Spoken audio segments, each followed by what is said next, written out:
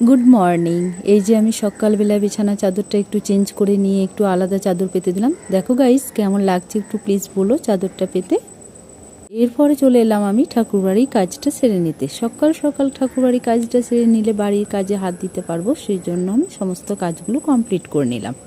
দেখো বন্ধুরা, তোমাদেরকে দেখায় আজ সকাল থেকে কেমন বৃষ্টিটা আরম্ভ হয়েছে। এত বৃষ্টি হচ্ছে যে কি বলবো, কাল রাত্রি থেকেই শুরু হয়েছে, তো আজ সকালেও এখনো থামেনি।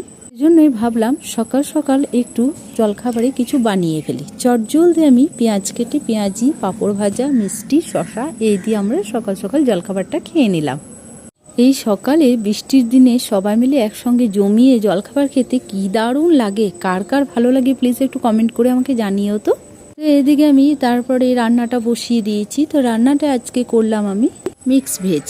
তো এরপর চলে এলাম আমি সন্ধ্যার জলখাবার নিয়ে। তো এখনকার মতো মিনি ব্লগে এখানে শেষ করছি, টাটা।